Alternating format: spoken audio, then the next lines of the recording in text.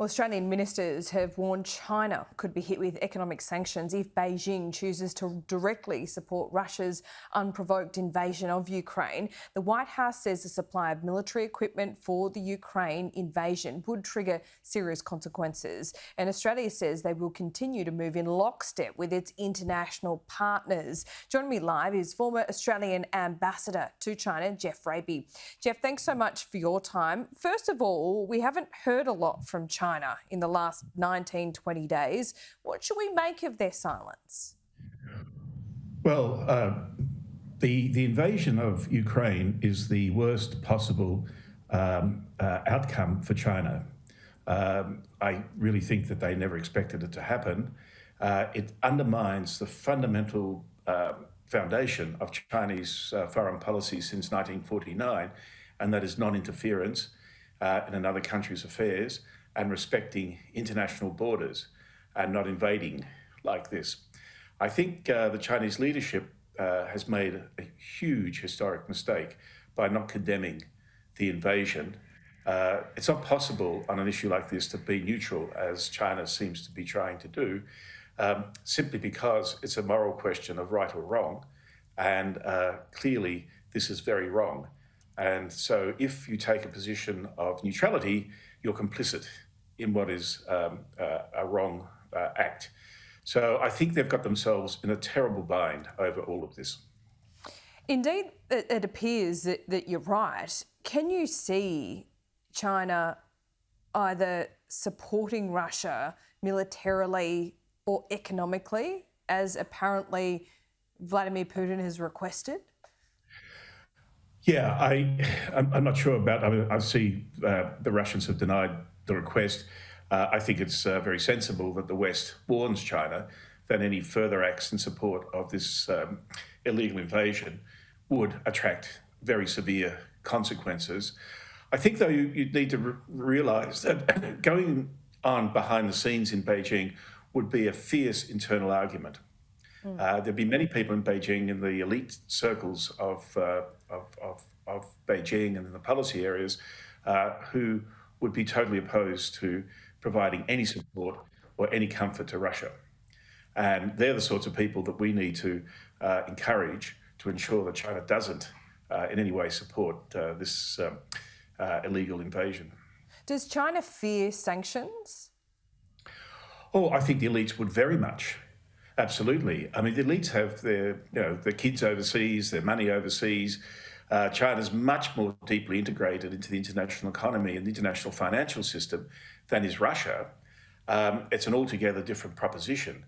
And look, China has spent 40 years trying to integrate itself into the global economy. It's benefited enormously from that.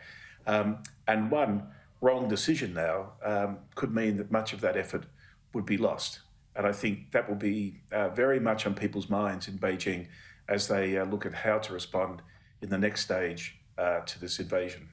NATO has just in the last hour or so said that China must condemn Russia's actions. Do you think that China is going to have to say something? Is it too late for them to say something? Would NATO be a game changer? They should have condemned Russia's actions at the beginning. They have blown, or Xi Jinping has blown, a historic opportunity, in my view, to reset relations with the United States and with the West more broadly, and to become a much more constructive member of the international system. This is a fundamental mistake that Xi Jinping's made, and I think that this could have consequences for Xi Jinping's own leadership.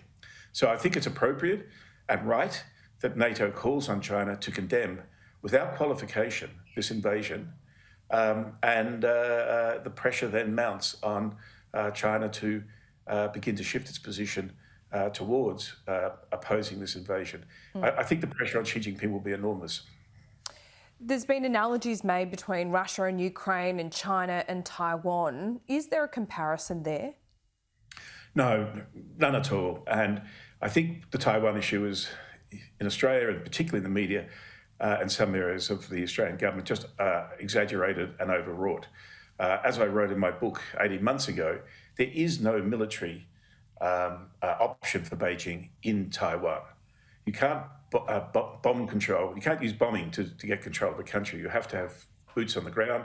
There's 120 kilometres of sea to be crossed. Just look at how much difficulty the Russians are having with contingent Ukraine, and try and imagine what that would be like, projecting that force across 120 kilometres of sea to a people of 25 million who, like the brave Ukrainians, don't want you there.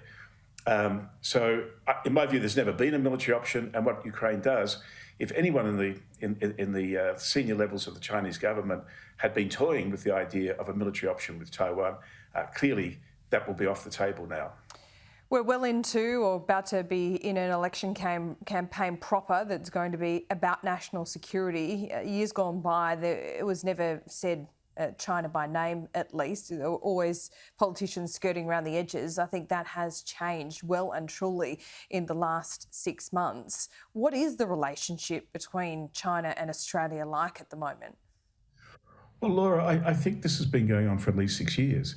We've had the China threat being elevated continuously for the last 6 years, to the point where we are now with a bilateral relationship with China, which is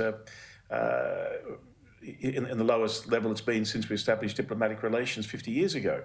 Now, there are some people in Canberra who think this is a good thing, that this is the new normal, and because China is seen as an existential threat to our values, and we need to align ourselves absolutely with the United States, which is resisting China's ascendancy, then the current state of affairs is fine. But there are others who say that, unlike the US or the UK or anyone else, we actually live in the region. We need to find our security within the region. We have enormous economic interests, of course, and we need to be able to talk to the biggest country, the most powerful country in the region. We have interests that we have to pursue with China, but currently there is no official relationship. So, far from this being a satisfactory state of affairs, we are actually harming our own interests by being in this situation. Now, that's not to say China hasn't behaved badly and contributed to the state of affairs. The difference is China's a great power, we're not, and we have to find clever and smart ways to deal with what is ever more powerful, abrasive country in the region, China, namely. And other countries like New Zealand, Canada, you name it, they have found ways of maintaining quite normal diplomatic relations and official contact while still protecting their values.